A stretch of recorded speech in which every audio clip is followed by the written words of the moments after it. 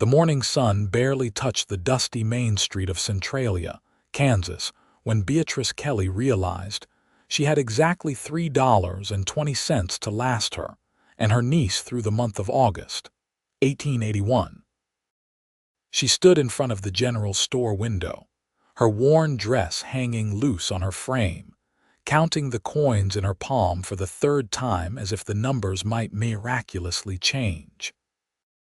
Behind her, 7-year-old Lucy tugged at her aunt's sleeve, her innocent face tilted upward with a question already forming on her lips. "Aunt B, can we get some sugar today? I could make us something sweet with the flour we have left." Beatrice felt her heart crack just a little more. Lucy had been through so much in her short life, losing both parents to typhoid fever just 14 months ago.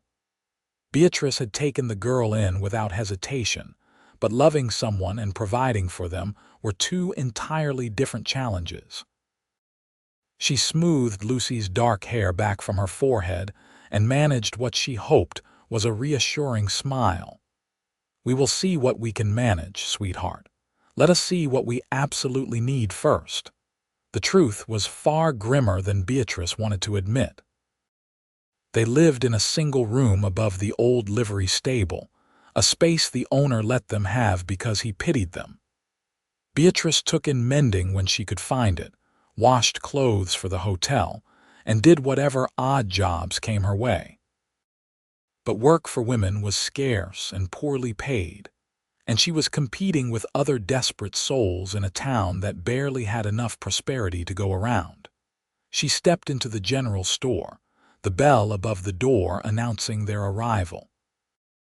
Mr. Patterson looked up from behind the counter, his expression neutral but not unkind. He knew their situation as well as anyone in town.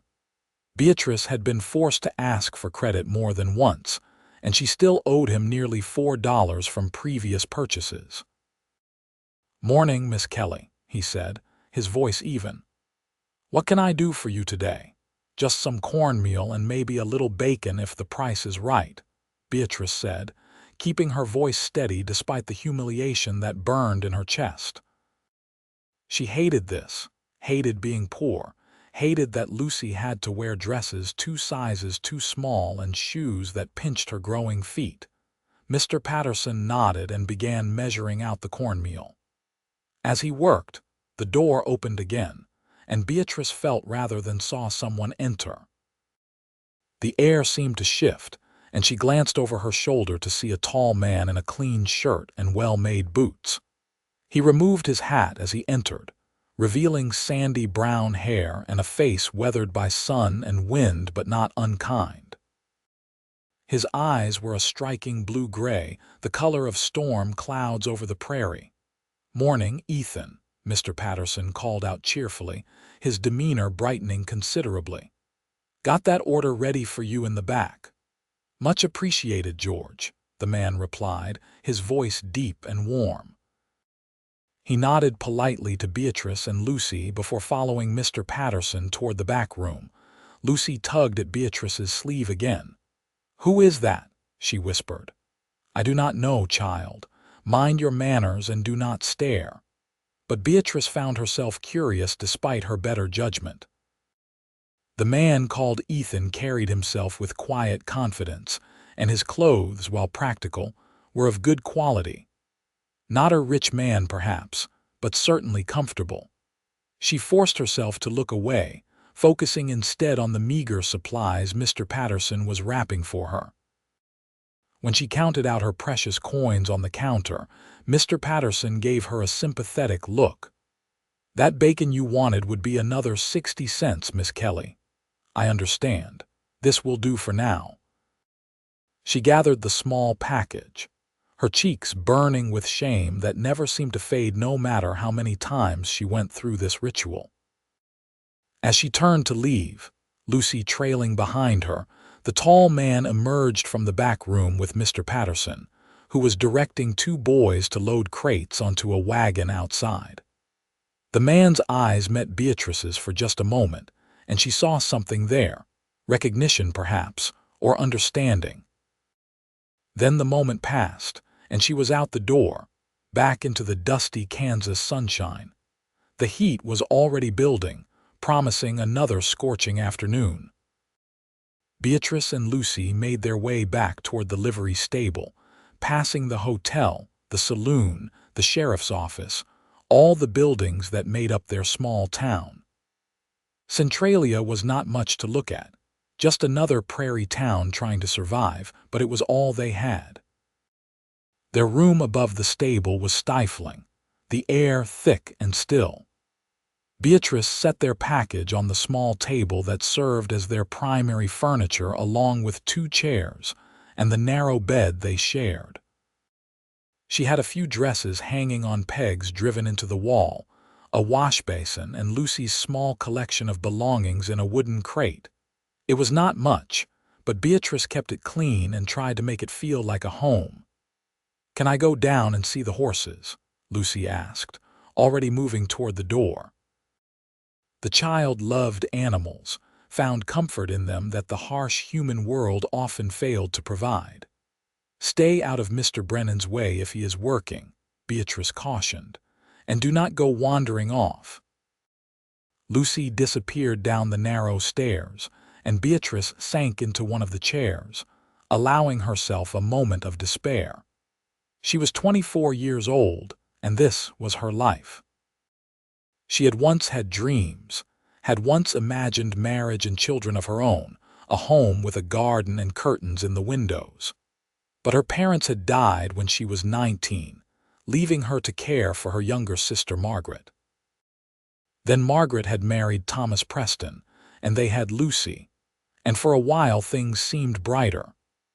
But typhoid had swept through 2 summers ago, taking both Margaret and Thomas within days of each other, and Beatrice had become a mother without ever having been a wife. She could not let herself dwell on it. Despair was a luxury she could not afford. She stood up and began tidying the already tidy room, then pulled out her mending basket. Mrs. Henderson at the boarding house had promised her some work if she came by this afternoon. The days blended together in a haze of heat and hard work. Beatrice mended, washed, scrubbed, and did whatever she could to earn a few cents here and there. Lucy helped when she could, running errands or keeping out of the way.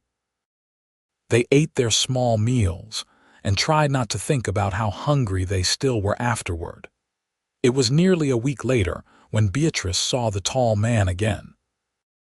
She was carrying a basket of washing back from the creek where she had spent the morning scrubbing sheets, her arms aching and her back protesting every step. Lucy walked beside her, carrying a smaller bundle, her thin arms straining with the effort.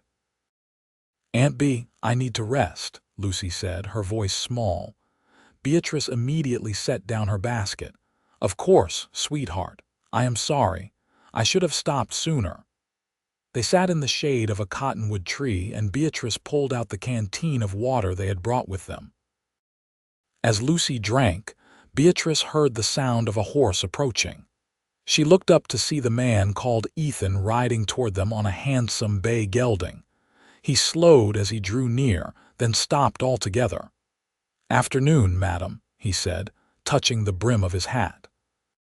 "That looks like heavy work you are doing in this heat." "We manage," Beatrice said, not wanting charity but also not wanting to be rude. There was something about his manner that was respectful, not condescending. He dismounted, moving with the easy grace of someone long accustomed to riding. Up close, Beatrice could see he was probably in his early 30s, with lines around his eyes that suggested he smiled often, though his expression now was serious. "I am Ethan Foster," he said. "I have a ranch about 5 miles west of town. I do not believe we have been properly introduced, though I have seen you in town." "Beatrice Kelly," she said. "This is my niece, Lucy. Pleased to meet you both." He looked at their bundles, then back at them. "Would you allow me to give you a ride back to town? It is too hot for such a walk with those heavy loads." Beatrice's pride warred with practicality. Lucy looked exhausted, and Beatrice herself was feeling the effects of the heat and the morning's labor. "That is kind of you, Mr. Foster, but we would not want to impose." "It would be no imposition at all. In fact, I would feel poorly riding past while you walk in this heat." His eyes were kind but also determined, as if he would not take no for an answer. Beatrice finally nodded. "Thank you. We accept your offer." Ethan Foster lifted Lucy onto the horse first, then helped Beatrice up, his hands respectful and steady. He tied their bundles to the saddle, then swung up behind them, reaching around to take the reins. Beatrice was acutely aware of his presence behind her, the solid warmth of him, the scent of soap and leather and honest work. It had been so long since she had been this close to a man, and she felt her face flush with something more than just the heat. They rode in silence for a while, Lucy leaning back against Beatrice, nearly dozing in the saddle.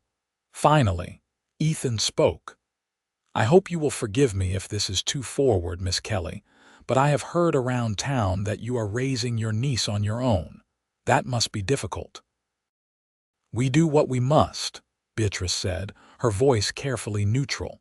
She did not want to discuss their poverty with this prosperous rancher, did not want his pity. "I have no doubt you do," he said quietly. "I also know what it is to lose family. My parents and my brother died 3 years ago when a fever came through. I inherited the ranch, but it does not make up for the loss." Beatrice felt her defensiveness soften slightly. "I am sorry for your loss, and I for yours." They rode a bit further before he spoke again. "Miss Kelly, I wonder if I might speak with you about something. Not now, but perhaps tomorrow.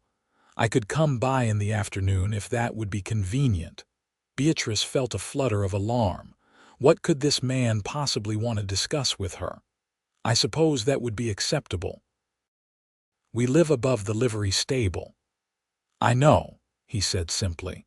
And Beatrice felt another flush of shame that everyone in town knew how poor they were, knew where they lived in their single cramped room. When they reached town, Ethan helped them both down and untied their bundles. Lucy had perked up during the ride and she smiled shyly at him. "Thank you for the ride, Mr. Foster. Your horse is beautiful." "His name is Ranger," Ethan said, smiling back at her. "And you are most welcome, Miss Lucy." He turned to Beatrice and touched his hat brim again.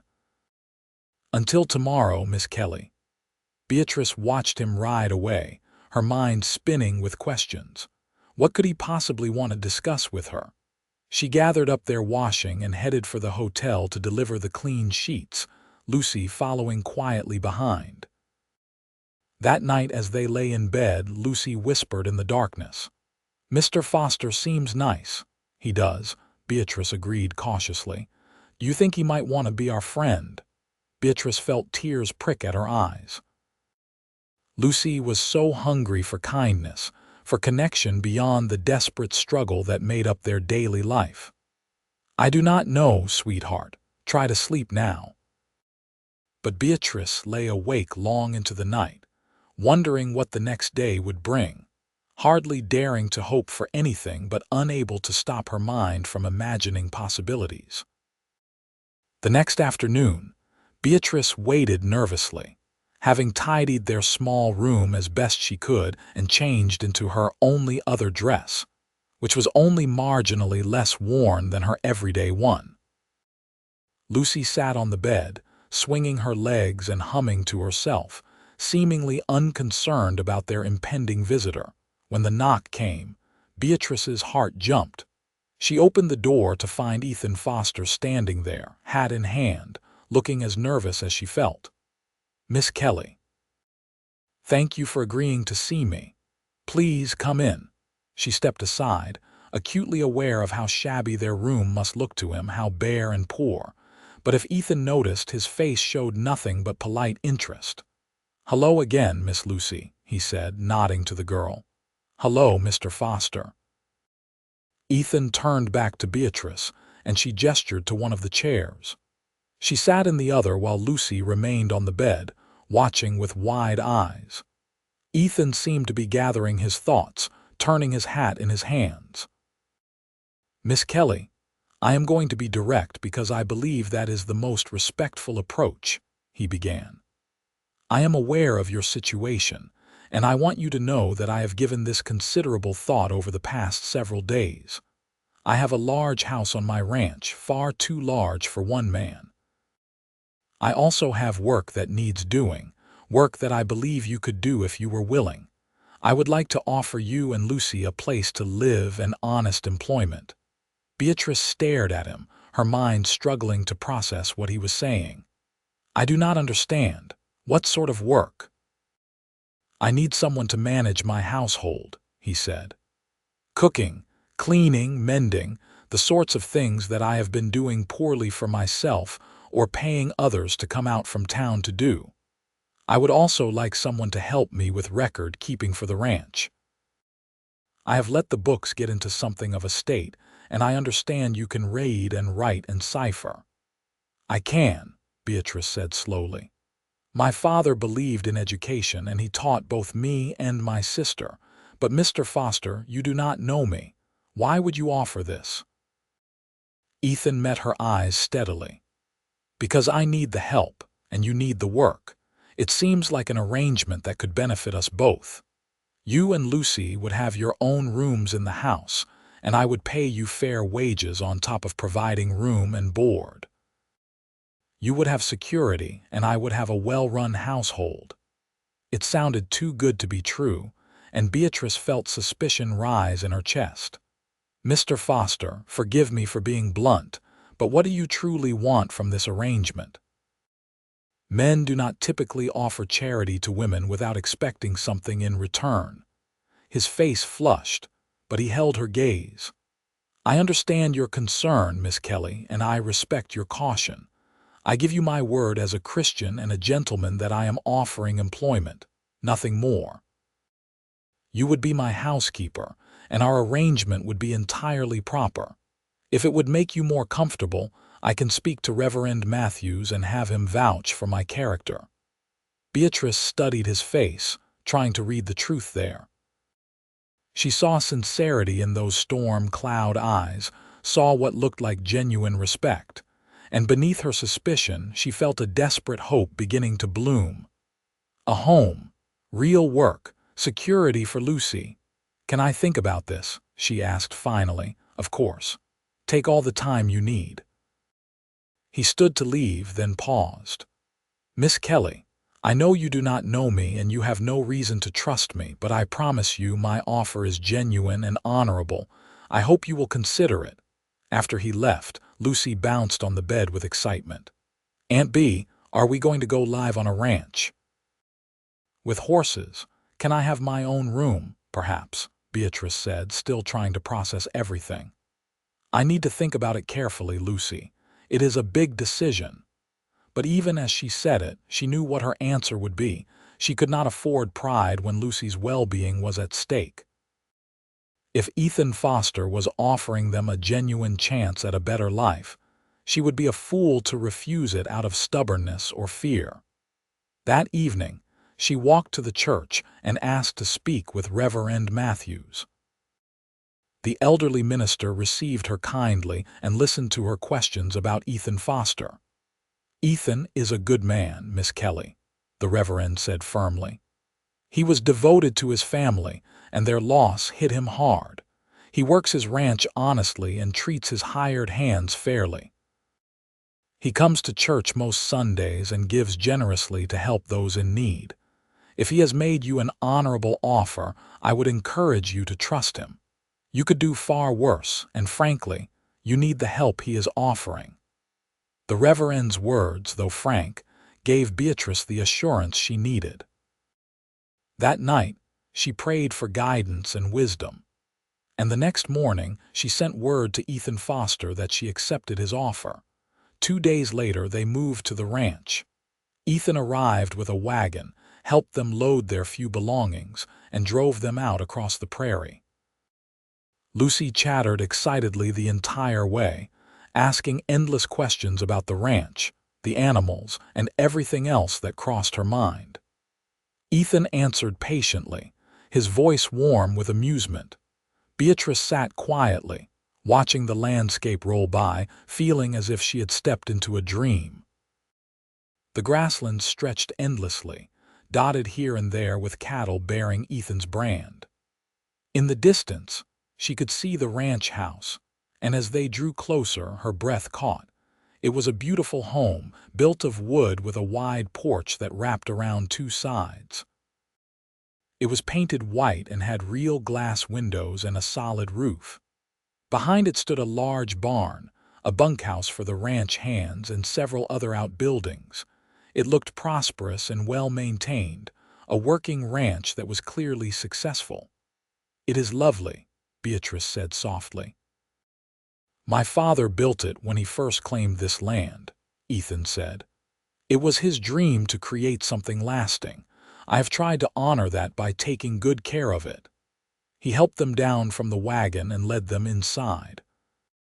The interior was spacious and well-furnished, but showed clear signs of a bachelor household. Dust had gathered in corners, and there was a general air of neglect that came from someone who was too busy working to attend to domestic details. "Let me show you your rooms," Ethan said, leading them up a staircase to the second floor.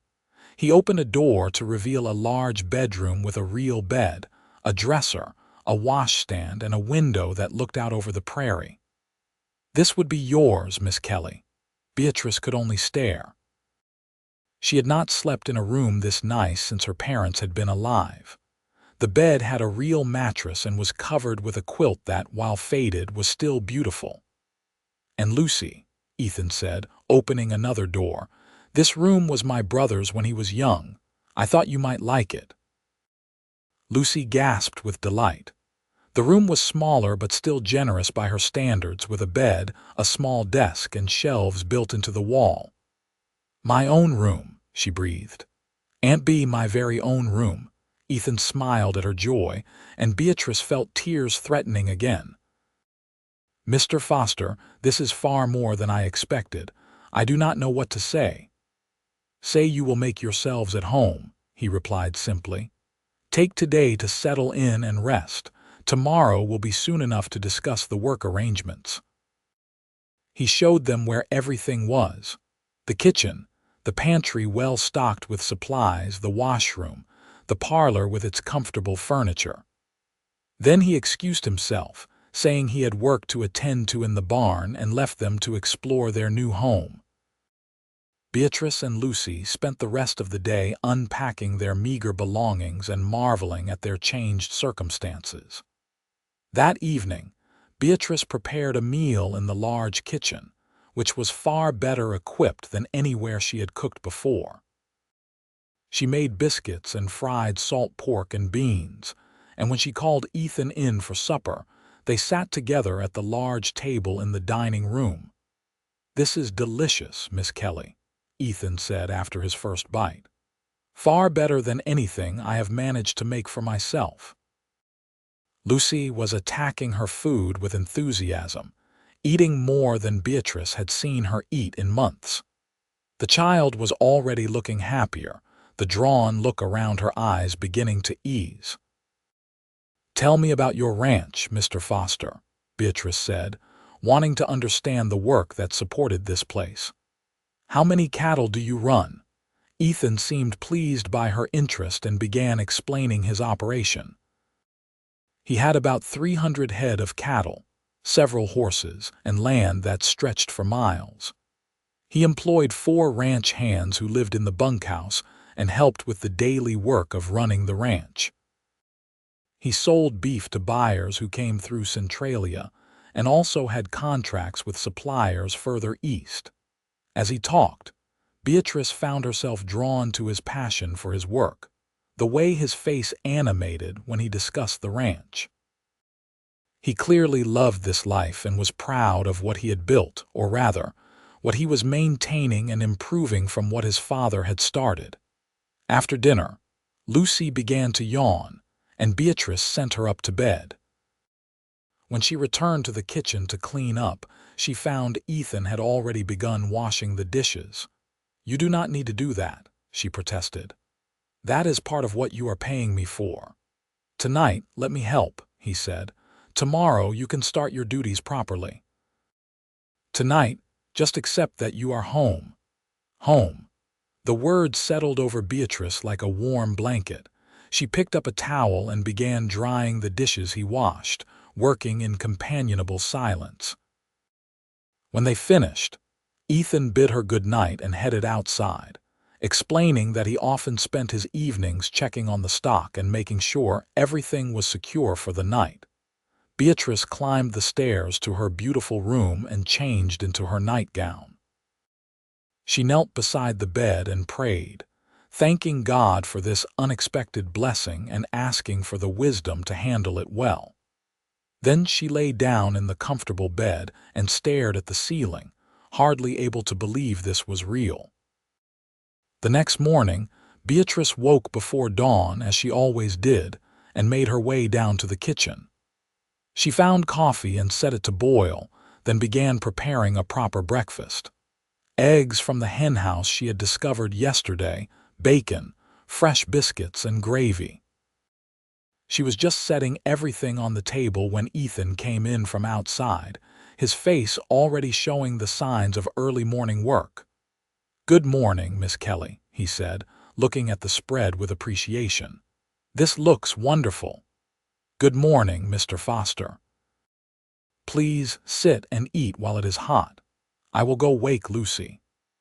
They fell into a routine over the next few days. Beatrice would rise early, prepare breakfast, and then spend her days cleaning and organizing the house, which desperately needed a woman's touch. She washed curtains, scrubbed floors, organized the pantry, and began working her way through a mountain of mending. Lucy helped where she could and spent time exploring the ranch, making friends with the horses and the ranch cat that lived in the barn. In the evenings, after supper, Ethan began teaching Beatrice about his ranch books.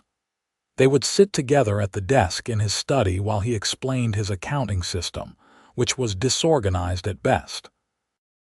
Beatrice quickly grasped what needed to be done and began bringing order to the chaos, her neat handwriting filling new ledgers with properly organized accounts. Ethan was impressed. "You have a head for numbers, Miss Kelly. This is excellent work." "My father used to let me help with his business accounts," Beatrice explained. "I always enjoyed the logic of it, making everything balance properly." As the days turned into weeks, Beatrice found herself settling into this new life with an ease that surprised her. She took pride in maintaining the house, enjoyed the security of knowing they would eat well every day, and appreciated the work that kept her busy and useful. Lucy bloomed like a flower given water, growing stronger and happier, her laughter filling the house in a way that made both adults smile. Beatrice also found herself increasingly aware of Ethan as a man rather than just an employer. She noticed the way he was gentle with the horses, patient with his ranch hands, and kind to Lucy. She noticed the strength in his hands when he helped her move furniture, the sound of his laugh when Lucy told him silly jokes at supper, the way his eyes crinkled when he smiled. She tried to tamp down these feelings, reminding herself that this was an employment arrangement and nothing more. But her heart did not seem to care about such practical considerations. For his part, Ethan found himself looking forward to meal times and evening accounting sessions more than he wanted to admit. Beatrice was intelligent and capable, but more than that, she was kind and thoughtful. She had transformed his house into a real home, and her presence and Lucy's had filled spaces in his life he had not realized were empty.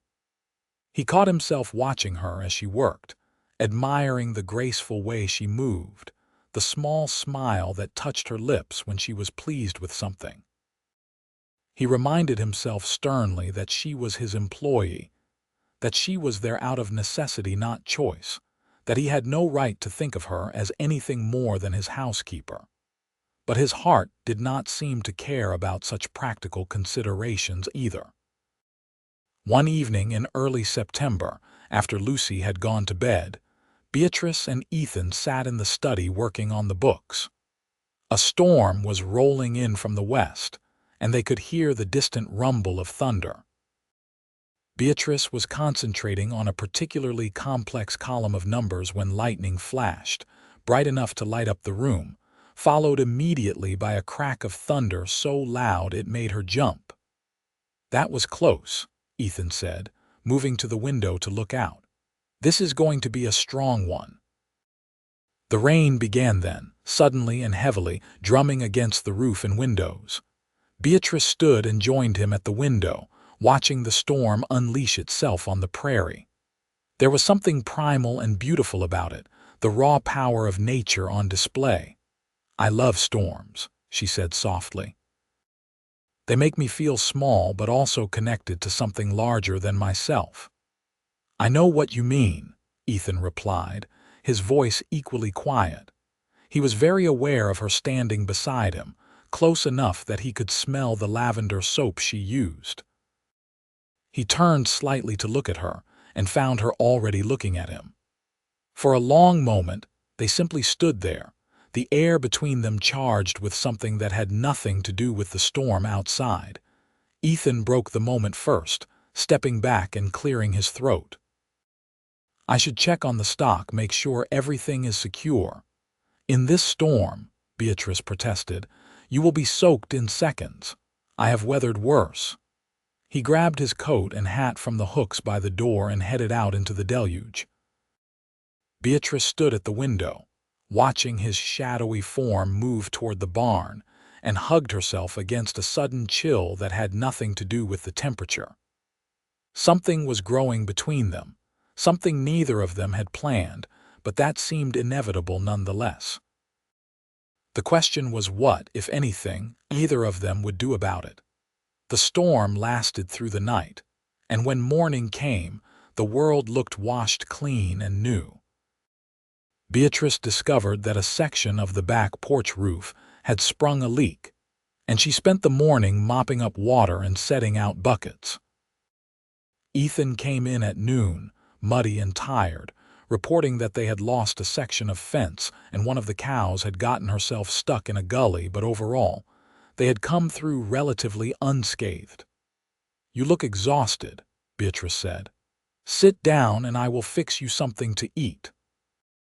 She brought him hot coffee and a plate of cold chicken and bread, watching as he ate with the single-minded focus of a man too tired to do anything but satisfy his immediate hunger. When he finished, he leaned back in his chair and closed his eyes for a moment.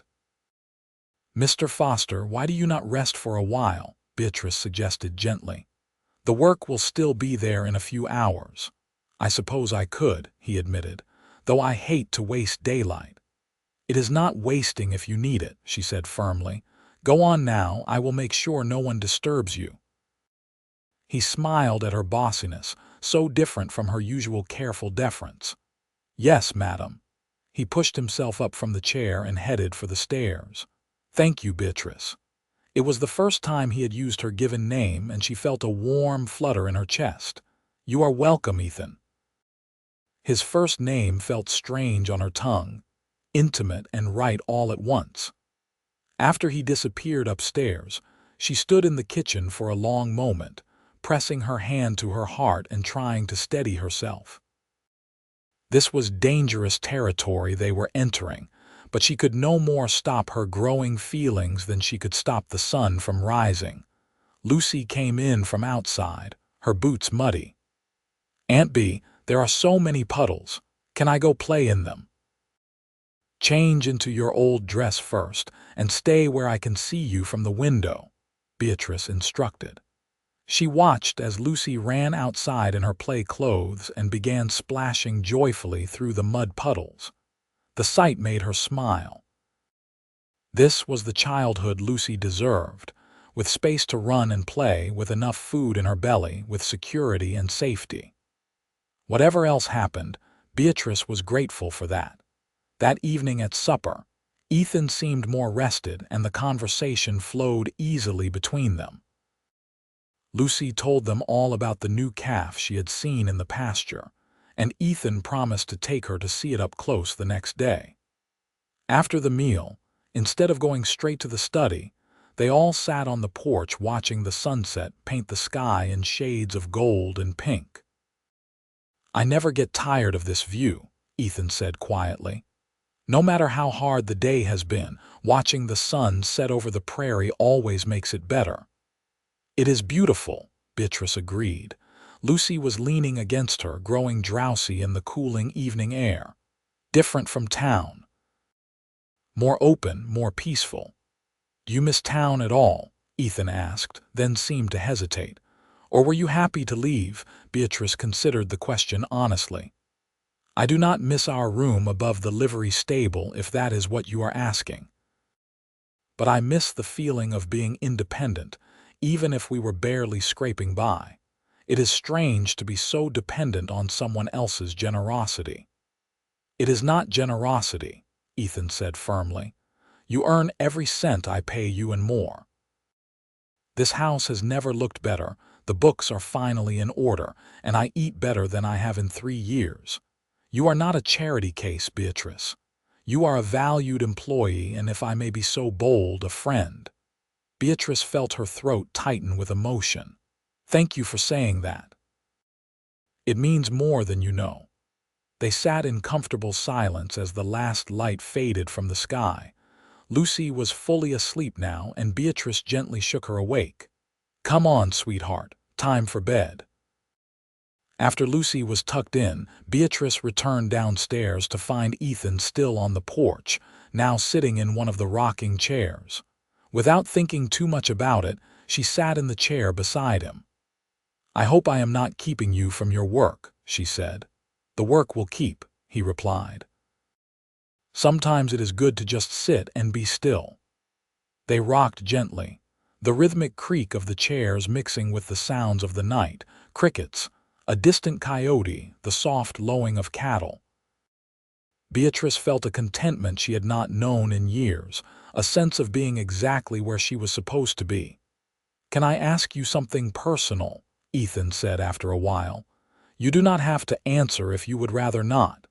"You can ask," Beatrice said cautiously. "Was there ever anyone you thought you might marry? Before all this happened with your sister and taking on Lucy?" Beatrice was quiet for a long moment. "There was someone, once. His name was David. We were courting when my parents died, but after that, everything changed. He wanted a wife who could focus on him and building a life together. I had my sister to care for, and then later, after she married, I was still responsible for helping her when times were tight. David grew impatient with waiting, with always coming second to my family obligations. Eventually, he married someone else." She paused, then added softly, "I was sad but not heartbroken. I think that told me everything I needed to know. If he had been the right man, he would have understood." "He was a fool," Ethan said bluntly. "The right man would have seen your loyalty to your family as a virtue, not an obstacle." Beatrice felt her heart skip. "And what about you? Was there ever anyone?" "There was," Ethan admitted. "Her name was Sarah. We were engaged, actually, set to marry the summer my parents and brother got sick. After they died, she waited a few months, then told me she could not live way out here on a ranch, so far from town and society.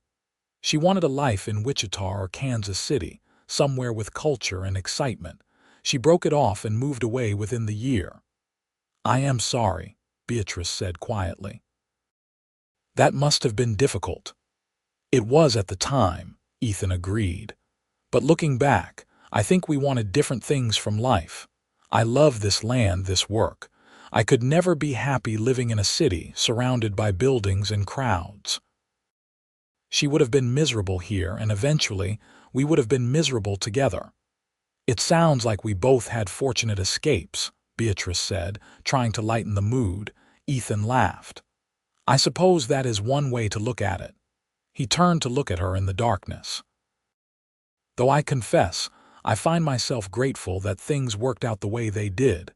If they had not, you would not be here now." Beatrice felt her breath catch. There was no mistaking the warmth in his voice, the implication in his words. "Ethan," she began, then stopped, not sure what to say. "I know," he said quietly. "I know this is complicated. You work for me and that makes everything difficult, but I cannot help how I feel, Beatrice. These past weeks with you here, I have been happier than I have been in years. I look forward to coming in from the fields because I know you will be there. I find excuses to stay in the house longer just to be near you. I think about you when I should be thinking about cattle and fences and 100 other things." Beatrice's heart was pounding. "I feel it too," she admitted in a whisper. "I have tried not to, tried to remind myself that I am your employee, that I am here because I needed help, not because I have any right to expect more. But I cannot seem to help it either." Ethan reached across the space between their chairs and took her hand. His palm was rough from work but warm and steady. "Then maybe we stop fighting it," he said. "Maybe we see where this leads, slow and proper. I do not want to rush you or make you uncomfortable. But I would like permission to court you, Beatrice Kelly, with the intention of seeing if what I think could be between us is real." Beatrice looked down at their joined hands, at this connection that felt both terrifying and absolutely right. "Yes," she said simply. "Yes, I would like that." They sat there holding hands until the night grew cool enough that Beatrice shivered. Ethan walked her to her door like a proper gentleman, and they said good night without anything more than the clasp of hands. But as Beatrice lay in bed, her heart singing, she knew that everything had changed. The next few weeks passed in a haze of discovery and delight. Ethan courted Beatrice in small, thoughtful ways. He brought her wildflowers from the prairie. He took her and Lucy on rides around the ranch in the wagon, showing them his favorite spots. He taught Lucy to ride one of the gentler horses, and Beatrice's heart swelled watching him patiently guide the child, his hands steady and his voice encouraging. They still worked together on the books in the evenings, but now their hands sometimes touched as they reached for the same ledger, and their eyes met with private smiles.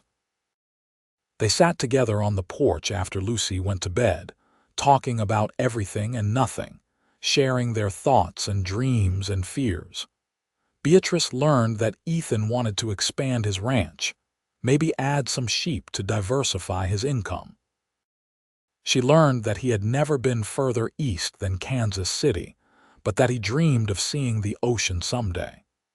She learned that he was ticklish on his left side, and that he had a terrible singing voice but loved music anyway. Ethan learned that Beatrice had wanted to be a teacher when she was young, before life had taken her in other directions. He learned that she could do complex mathematical calculations in her head faster than most people could with pen and paper. He learned that she loved reading but had not owned a book in years because she could not afford them. And the next time he went to town, he came back with 3 novels for her. Lucy watched their growing connection with the wisdom of a child who had seen too much loss and suffering. One night, as Beatrice tucked her into bed, the girl looked up at her aunt with serious eyes. "Are you and Mr. Foster going to get married?" she asked bluntly. Beatrice felt her cheeks heat. "What makes you ask that, sweetheart?" "Because you look at each other the way Mama and Papa used to," Lucy said simply. "And because he makes you happy. I like when you are happy, Aunt B." Beatrice smoothed the child's hair back from her forehead. "Would it bother you if we did? If Mr. Foster and I were to marry someday?" Lucy thought about it seriously. "No," she said finally. "I think it would be nice. Then we could stay here forever and you would not be so worried all the time, and maybe I could call him Uncle Ethan." "Maybe," Beatrice agreed, her heart full. "But that is all in the future, Lucy. For now, we are just getting to know each other better." "But you do like him," Lucy pressed. "Yes," Beatrice admitted. "I like him very much." Lucy smiled with satisfaction and snuggled down into her blankets, Good, I like him too. Good night, Aunt Bee. Good night, my darling girl. Beatrice went back downstairs to find Ethan waiting for her in the parlor. He had lit a fire in the fireplace even though the evening was not that cold, and the flickering light cast dancing shadows on the walls. "Lucy all settled?" he asked. "Yes. She asked me if we were going to get married." Ethan's eyebrows rose. "Did she? And what did you tell her?" "That we are getting to know each other better," Beatrice said, sitting beside him on the sofa. Over the past weeks, they had grown more comfortable with proximity, though Ethan was always respectful of proper boundaries. "She is a perceptive child," Ethan said, "though I suppose it would be difficult for her not to notice. I am not exactly subtle in my affections." "Neither am I fear," Beatrice admitted. She looked at him in the firelight, at this good man who had changed their lives so completely. "Ethan, can I ask you something? Anything? Do you think about the future? About what you want your life to look like in 5 years, 10 years? Ethan reached over and took her hand, a gesture that had become familiar between them. "I think about it all the time now," he said. "I think about this house full of life and laughter. I think about expanding the ranch, making it even more successful. I think about children, my own children, running in the yard and learning to ride. I think about growing old with someone I love, someone who shares my vision for this life." He paused, then added softly, "And in all those thoughts, Beatrice, the someone I see is you." Beatrice felt tears sting her eyes. "I see it too," she whispered. "When I let myself imagine a future, a real future with hope and joy in it, you are always there." Ethan lifted her hand to his lips and kissed it gently. "I know we have not been courting long by conventional standards, but I am not a young man anymore, Beatrice, and I have learned that life is precious and uncertain. When you know something is right, there is no virtue in waiting." He took a deep breath. "I love you. I love your strength and your intelligence and your kindness. I love the way you have made this house a home. I love watching you with Lucy. I love everything about you." "I love you too," Beatrice said, the words spilling out naturally. "I think I have been falling in love with you almost from the beginning, though I try not to admit it even to myself." Ethan cupped her face in his hands, his touch gentle and reverent. "Beatrice Kelly, will you marry me? Will you be my wife, my partner, my companion for whatever years God grants us?" "Yes," Beatrice said, joy flooding through her. "Yes, Ethan Foster, I will marry you." He kissed her then, a gentle, sweet kiss that spoke of love and promise and new beginnings. When they finally pulled apart, both were smiling through tears. "When?" Ethan asked. "I do not want to rush you, but I also do not want to wait longer than necessary." "I do not want to wait either," Beatrice admitted. "I have been alone long enough, been strong enough for long enough. I want to be your wife, to have that security and that partnership. Could we marry in a month? That would give us time to prepare and make it proper." "A month sounds perfect," Ethan agreed. He kissed her again, longer this time, and Beatrice felt her whole body respond to his nearness, to the rightness of being in his arms. When they finally said good night and went to their separate rooms, Beatrice felt as if she were floating. She looked in on Lucy, who was sleeping peacefully, her face relaxed and content. Then she went to her own room and stood at the window, looking out over the moonlit prairie. Somewhere out there, Ethan was doing the same thing, she knew. Both of them marveling at how quickly life could change, how unexpected blessings could arrive when you needed them most. The next morning at breakfast, they told Lucy together. The child let out a whoop of joy and threw herself at Ethan, hugging him tightly. "Does this mean I can call you Uncle Ethan now?" she asked, her face shining with happiness. "You can call me whatever you like," Ethan said, hugging her back. "Though actually, I was hoping you might call me Papa if you would be comfortable with that. I know I am not your real father and I would never try to replace him in your heart. but I would be honored to be your papa from now on, to take care of you and love you as a father should." Lucy's eyes filled with tears. "Really? You want to be my papa more than anything," Ethan said gently. Lucy looked at Beatrice, who nodded encouragingly. Then the child threw her arms around Ethan's neck. "Yes, I would like that. Papa Ethan." Beatrice wiped at her own eyes, overwhelmed by the completeness of this moment. They were becoming a real family, bound not just by necessity but by love. The next month passed in a flurry of preparation. Beatrice made herself a simple but lovely wedding dress from fabric Ethan insisted on buying for her. The ranch hands were told the news and offered their congratulations. Reverend Matthews agreed to perform the ceremony, and his wife helped Beatrice plan a simple reception at the church. Word spread through Centralia, and the women of the town, many of whom had watched Beatrice's struggles with sympathy, were genuinely happy for her. Mrs. Patterson from the general store took her aside after church one Sunday. "I am glad for you, dear," she said kindly. "You deserve this happiness. You have worked hard and suffered much, and now you are getting your reward. Ethan Foster is a good man, and he is lucky to have found you." "Thank you," Beatrice said, touched by the older woman's words. "That means more to me than you know." The wedding day arrived with perfect October weather, cool and clear with the prairie grasses turned golden. Beatrice dressed in her new gown with trembling hands, and Lucy helped her pin up her hair. The girl was wearing a new dress too, a gift from Ethan, and she looked so happy and healthy that Beatrice could hardly believe this was the same thin, worried child from a few months ago. At the church, Beatrice walked down the aisle alone, carrying a bouquet of late-season wildflowers. Ethan stood at the front in his best suit, his eyes shining as he watched her approach. She had never felt more beautiful or more loved than she did in that moment. Reverend Matthews performed the ceremony with warmth and joy, speaking about the sanctity of marriage and the blessing of finding true love.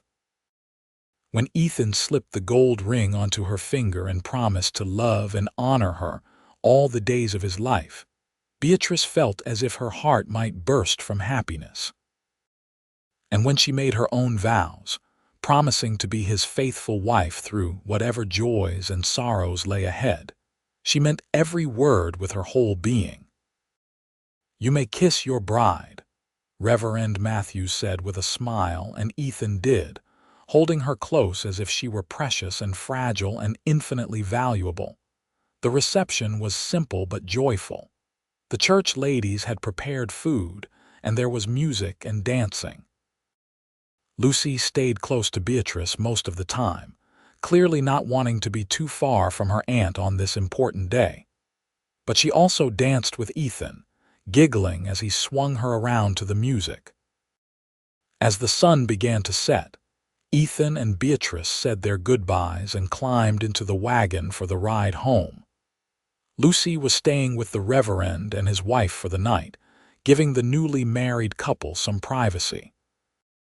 As they drove across the prairie toward the ranch, Beatrice leaned against her husband's side, marveling at the reality of that word, husband. She had a husband now, a real partner and companion. "Happy, Mrs. Foster?" Ethan asked, his arm around her shoulders. "Happier than I ever thought possible, Mr. Foster," she replied. When they reached the ranch, Ethan helped her down from the wagon and then, to her surprise, swept her up into his arms.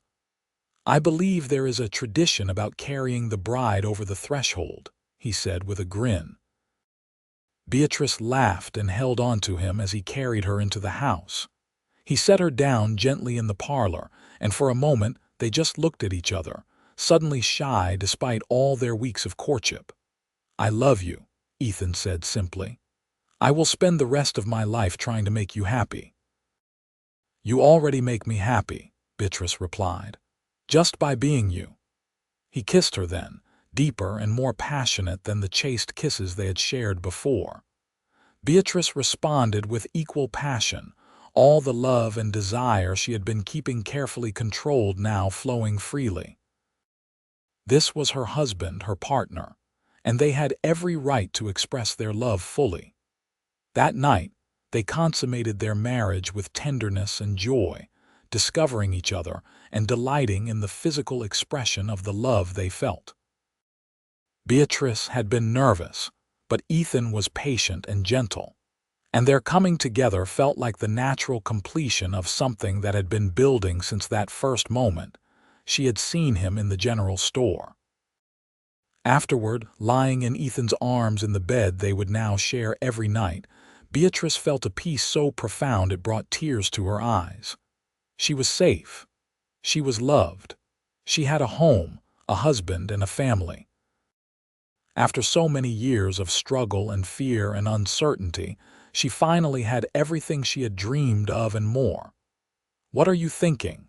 Ethan asked, his voice drowsy. "I am thinking about how strange life is," Beatrice said. "How you can go from having nothing to having everything in the span of a few months. How one person's kindness can change your entire world." "You changed my world too," Ethan said, tightening his arms around her. "I was just existing before you came. Now I am living again. You and Lucy brought light and life back into this house and into me." They fell asleep entwined together, and when morning came, Beatrice woke to the unfamiliar sensation of sharing a bed. For a moment she was disoriented, and then memory flooded back and she smiled. She was married. She was Beatrice Foster now, wife of Ethan Foster, mistress of this house and this ranch. Ethan stirred beside her and opened his eyes. "Good morning, wife," he said with a smile that made her heart flutter.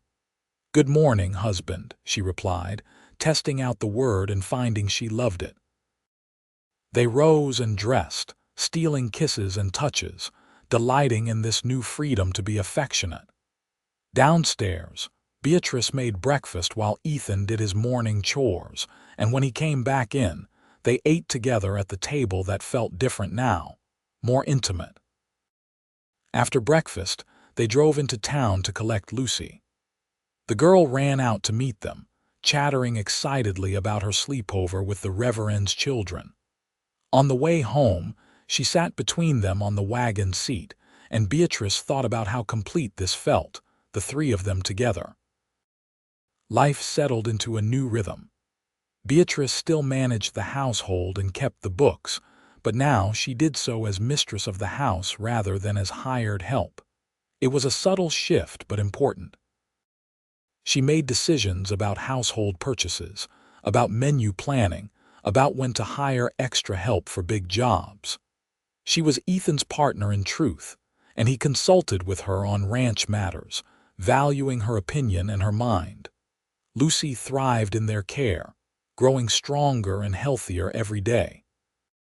She attended the small school in Centralia 3 days a week, riding in with Ethan when he had business in town.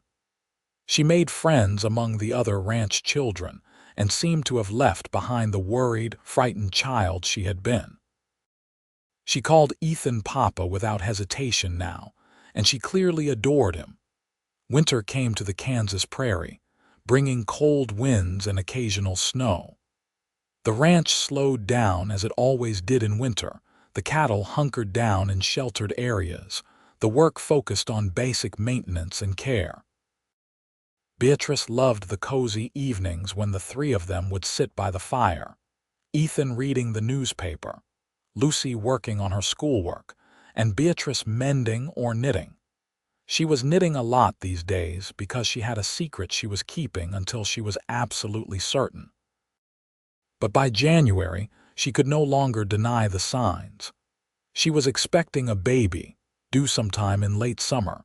She chose a quiet evening to tell Ethan after Lucy had gone to bed. They were sitting together on the sofa, and she took his hand and placed it on her still flat stomach.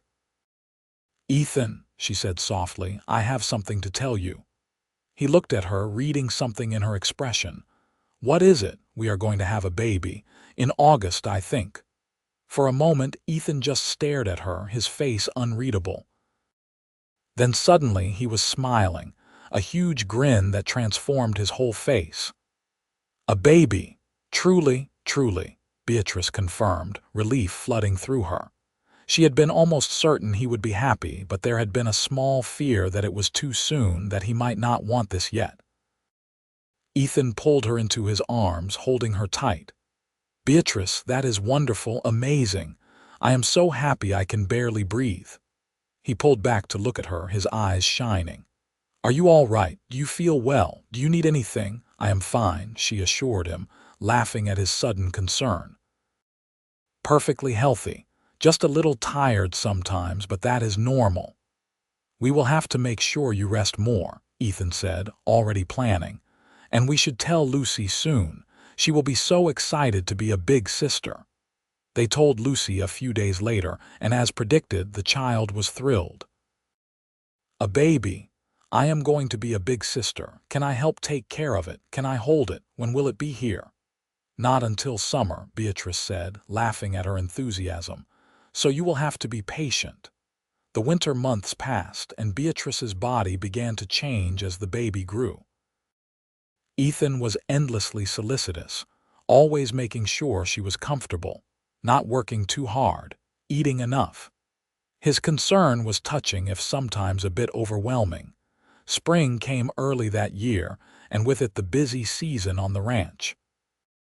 Calving started, and Ethan was often out at all hours dealing with difficult births and protecting the vulnerable newborns from predators. Beatrice watched him work, marveling at his skill and dedication. He was going to be a wonderful father to their child, just as he had become a wonderful father to Lucy. As her pregnancy progressed, Beatrice had to slow down some, letting Lucy help more with household tasks, and occasionally hiring a woman from town to come help with the heavy cleaning. She hated not being able to do everything herself, but Ethan was firm that she needed to take care of herself and the baby. "The house does not need to be perfect," he told her gently when he found her trying to scrub the kitchen floor on her hands and knees. "It just needs to be lived in and loved in. Please, Beatrice, rest." She did try to rest more, spending afternoons with her feet up, reading the books Ethan kept bringing her or working on the baby clothes she was making. Lucy would often sit with her, helping with simple sewing tasks and talking about what it would be like to have a baby in the house. Summer arrived hot and dry, and Beatrice grew increasingly uncomfortable as her due date approached. The baby seemed to be growing larger every day, and she felt awkward and ungainly. But Ethan never made her feel anything but beautiful, always telling her how radiant she looked, how much he loved seeing her carrying their child.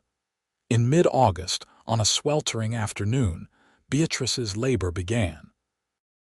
Ethan sent one of the ranch hands racing to town to fetch the doctor and the midwife who attended births in the area. Lucy was sent to stay with one of the ranch hands' families, and Ethan stayed by Beatrice's side through the long hours of labor. It was harder than Beatrice had expected, the pain intense and relentless. But Ethan held her hand, wiped her face with cool cloths, and whispered encouragement and love. When she thought she could not bear any more, when she was ready to give up, he was there, giving her strength. Finally, as the sun was setting, their son was born, coming into the world with a lusty cry that announced his arrival to everyone within hearing. The midwife cleaned him up and placed him in Beatrice's arms, and she looked down at the tiny, perfect face with overwhelming love. "He is beautiful," Ethan whispered, his voice choked with emotion. "You are amazing. Thank you for giving me this gift." "He has your eyes," Beatrice said, smiling through her exhaustion. The baby's eyes were a cloudy blue like all newborns, but she could already see hints of Ethan's storm cloud gray. "What should we name him?" Ethan asked. They had discussed names but had not settled on anything definite. Now, looking at their son, Beatrice said, "Thomas. After Lucy's father. He would have been this baby's uncle, and I think it would mean a lot to Lucy. Thomas Foster, Ethan said, testing it out. I like it. Thomas Ethan Foster. The baby nursed for the first time, his tiny mouth working instinctively, and Beatrice felt such a surge of love and protectiveness it nearly overwhelmed her. This was her son, hers and Ethan's, a new life created from their love. Lucy was brought home later that evening and introduced to her new baby brother. She held him carefully, her face full of wonder. "He is so small," she breathed. "Hello, Thomas. I am your big sister Lucy, and I am going to help take care of you."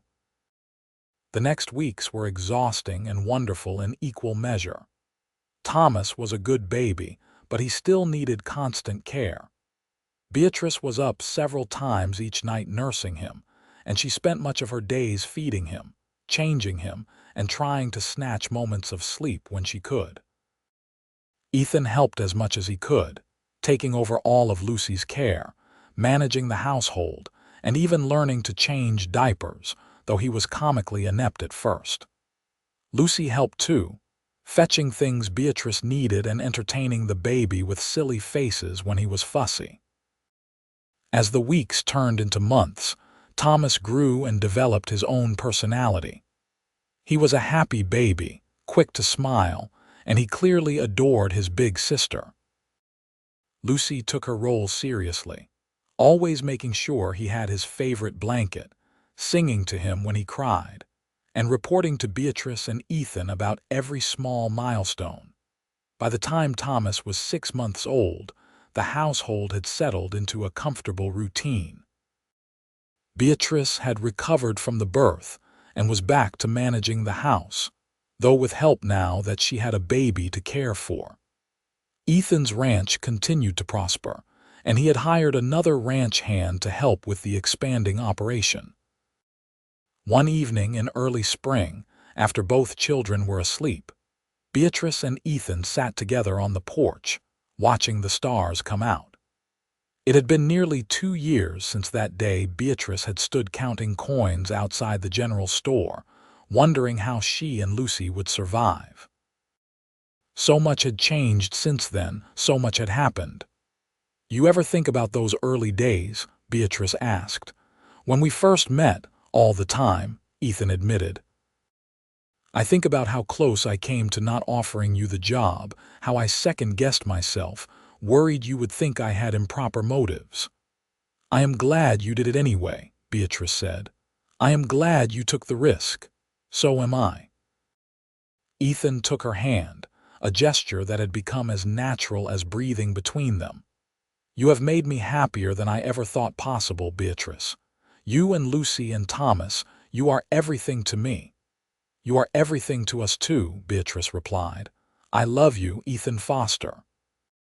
Thank you for seeing past my poverty, past my pride, to the woman I could be with someone to believe in me." "You were always that woman," Ethan said. "I just gave you a safe place to show it." They sat together in the gathering darkness, holding hands and watching the prairie night deepen around them. Inside the house, their children slept peacefully. The ranch stretched out around them, the land they would pass down to future generations.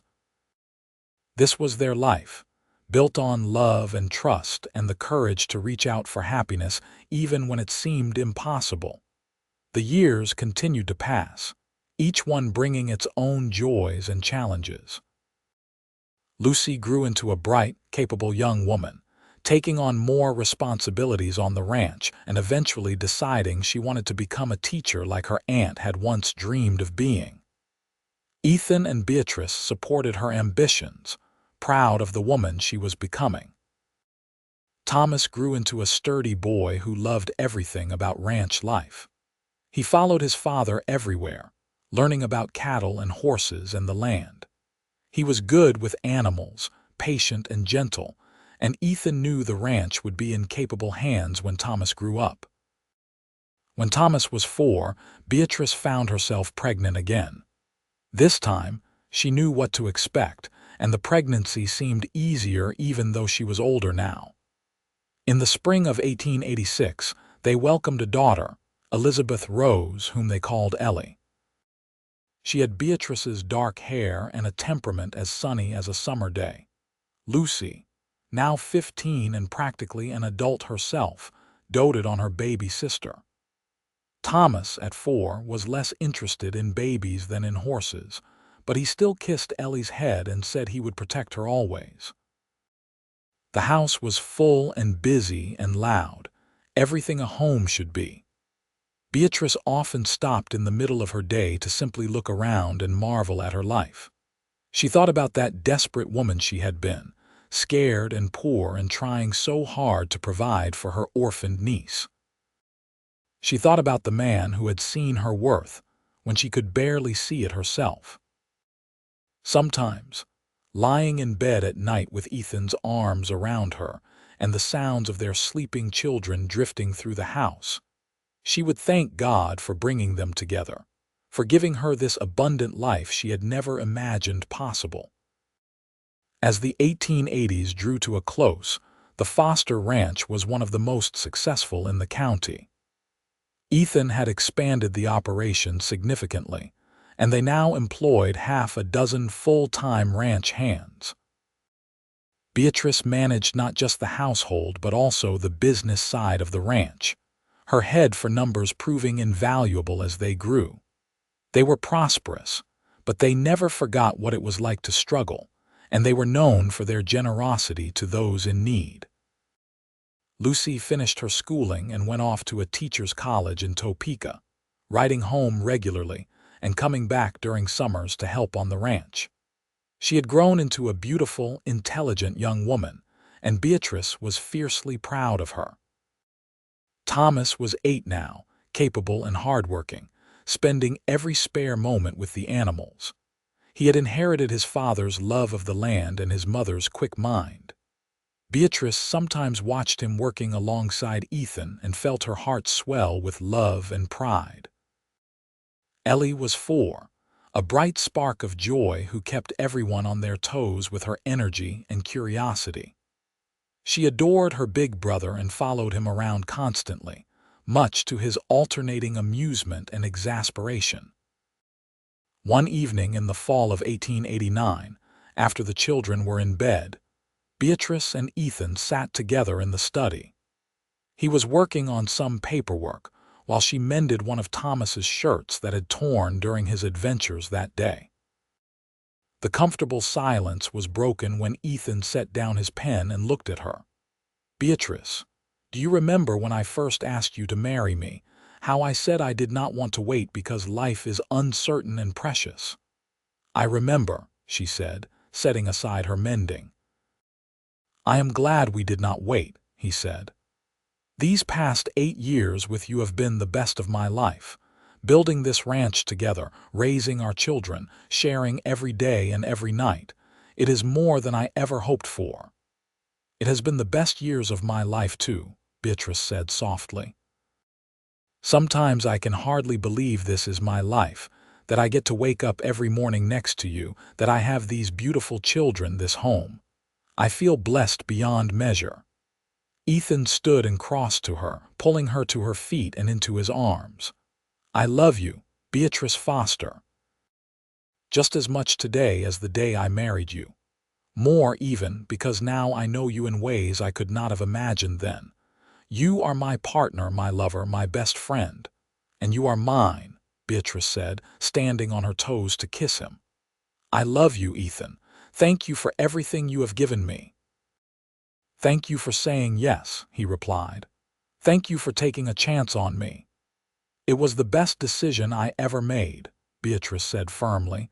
They held each other close, swaying slightly as if to music only they could hear. Through the window, they could see the prairie stretching endlessly under the star-filled sky.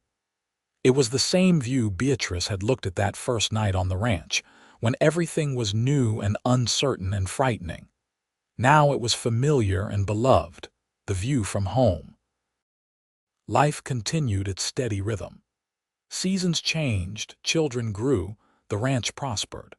There were hard years when drought threatened the cattle, when prices fell and money was tight. There were years when illness came, when they sat up nights nursing sick children and praying for recovery.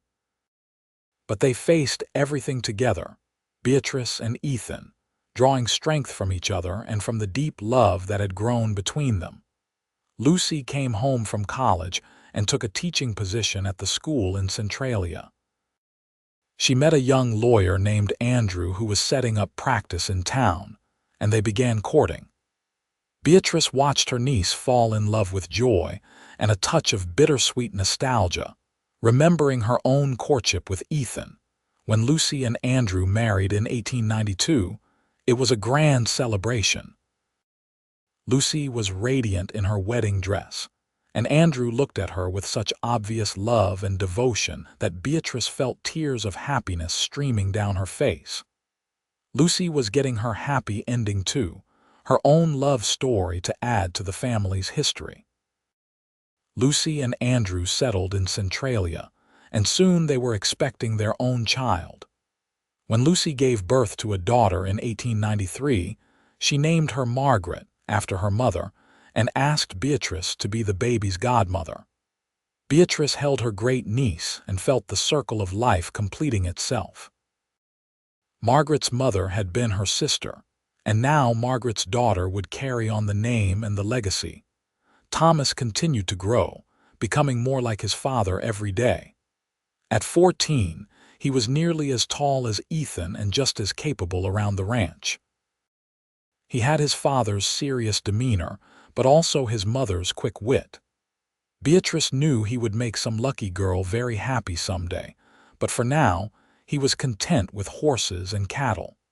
Ellie was 9, a bright and curious child who loved reading as much as her mother did. She would sit for hours with a book, losing herself in stories of adventure and romance.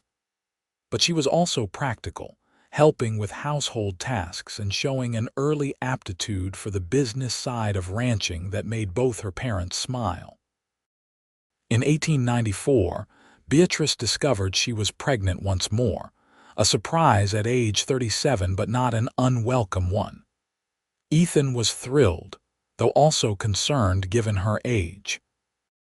But Beatrice sailed through the pregnancy with fewer problems than she had anticipated. And in the spring of 1895, they welcomed another son, whom they named William after Ethan's father.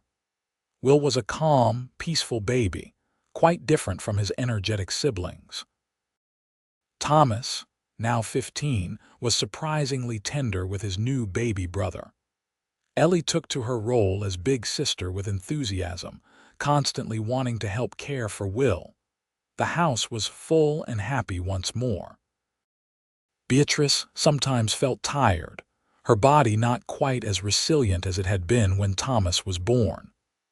But the joy of having a baby in the house again, the sweet weight of Will in her arms, made every moment worthwhile. As the century drew to a close, the Foster family gathered to celebrate the coming of 1900. It seemed momentous, the turning from one century to another. Lucy and Andrew came with little Margaret, now 6 and full of questions about everything. The whole family crowded into the ranch house, spilling over with love and laughter and hope for the new century. Beatrice stood in her kitchen, looking at all the people she loved gathered in her home. Lucy was helping dish up food, chatting with her husband. Thomas was holding Will, showing his baby brother to Margaret and making the little girl laugh. Ellie was setting the table with care, and Ethan stood in the doorway, watching her with that same look of love he had given her all those years ago when they first married. She thought about how different her life was from what she had once expected. She had thought she would spend her life alone, struggling to raise Lucy in poverty, always on the edge of disaster. Instead, she had found love, partnership, and a family that filled her heart to overflowing. She thought about that day in the general store, counting out her last few coins, terrified and desperate. She thought about Ethan riding up as she and Lucy rested by the side of the road, offering them a ride. She thought about all the small moments that had led to this big, beautiful life. Ethan crossed the room to her and pulled her into his arms, kissing her forehead. "What are you thinking about, my love?" "I am thinking about how grateful I am," Beatrice said simply, "for all of this, for you, for taking a chance on a desperate woman and her niece and giving us a home." "You gave me a home too," Ethan said. "This house was just a building before you came. You made it a home, filled it with love and warmth and life. I am the one who should be grateful, Beatrice." "Then let us both be grateful," she said, smiling up at him. "Grateful for each other and for what we have built together." As the clock struck midnight and the new century began, Ethan kissed her properly while their family cheered. Beatrice kissed him back, pouring all her love and gratitude into that kiss. This was her life, her family, her home. She had everything she had ever wanted and more than she had ever dreamed possible. The new century brought its own changes and challenges. The world was modernizing rapidly, and even life on the Kansas prairie began to shift. Automobiles started appearing on the roads, electricity came to Centralia, and the old ways began to give way to the new. But some things remained constant. The land still needed tending. The cattle still needed care. Families still needed love and nurturing. And at the Foster Ranch, life continued in its rhythms of work and rest, joy and sorrow, the endless cycle of seasons and years. Thomas grew into a fine young man and eventually took over more and more of the ranch operations as Ethan began to slow down.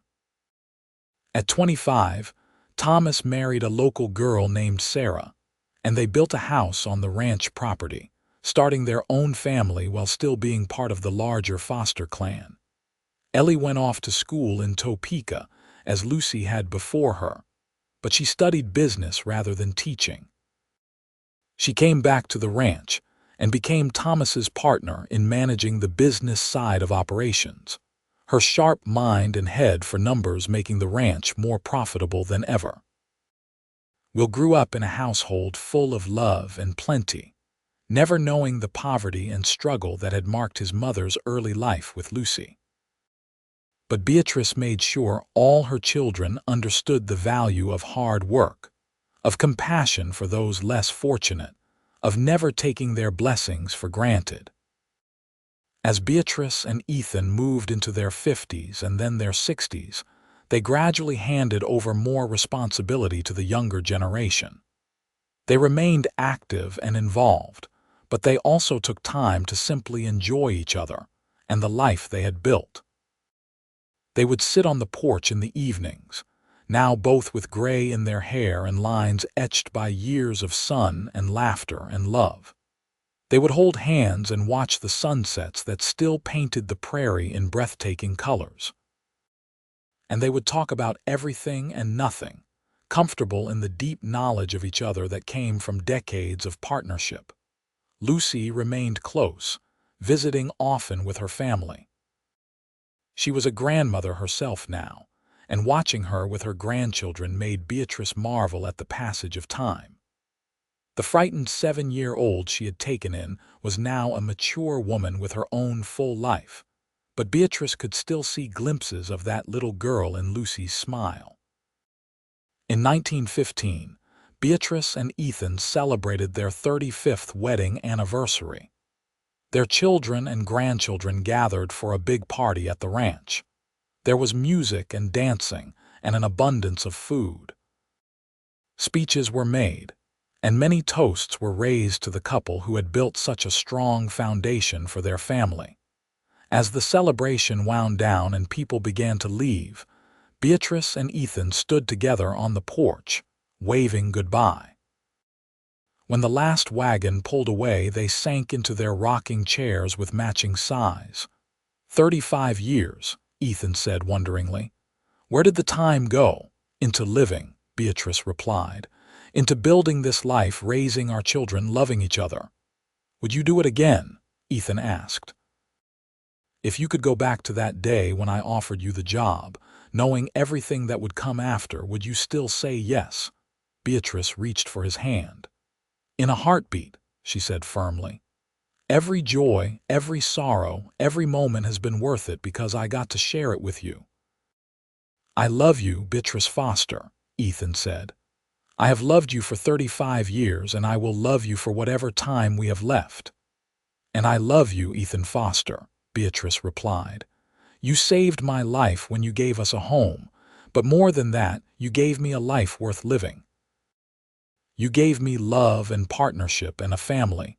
You gave me everything.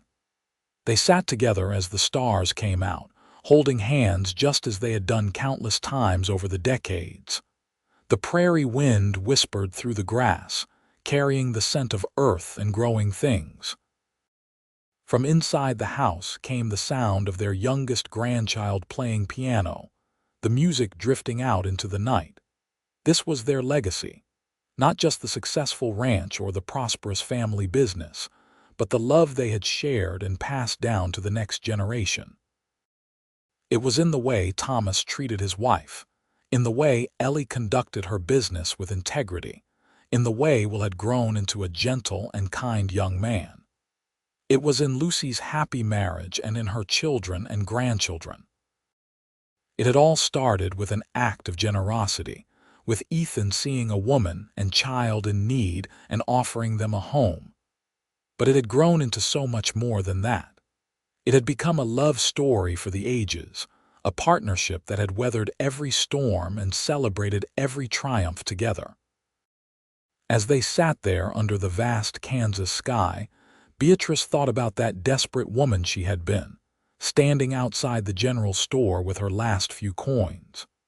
She thought about how she had felt hopeless, how she had wondered if she and Lucy would even survive. She could never have imagined then that she would end up here, with this full and beautiful life. She could never have dreamed she would find a love like the one she shared with Ethan, deep and enduring and true. She could never have pictured the family that would grow from that first tentative acceptance of his offer. But it had all happened, every wonderful moment of it. And sitting there with Ethan's hand in hers, surrounded by the evidence of the life they had built together, Beatrice felt a peace and contentment so profound it brought tears to her eyes. "Thank you," she whispered into the night, not sure if she was thanking God or fate or Ethan himself. Maybe all three. Ethan squeezed her hand gently, understanding without words all that she felt. Because that was the gift of their love, the blessing of their partnership. They knew each other completely, understood each other perfectly, loved each other unconditionally. The years would continue to pass. There would be more joys and more sorrows, more grandchildren and eventually great-grandchildren. There would be more sunsets watched from this porch, more hands held in the darkness, more whispered words of love. And through it all, Beatrice and Ethan would face everything together, just as they always had, bound by a love that had started with a generous offer and grown into something timeless and unbreakable. Their story, which had begun with poverty and desperation, had become a testament to the power of kindness, the strength of love, and the beautiful life that could grow when two people chose to build something together. It was a story that would be told and retold in the Foster family for generations to come. A reminder that sometimes the most unexpected moments lead to the most extraordinary futures. And on that peaceful evening, sitting together on their porch with the prairie stretching endlessly before them, Beatrice and Ethan Foster were living proof that happily ever after was not just the ending of fairy tales. Sometimes, with love and courage and a willingness to take a chance, it was real life.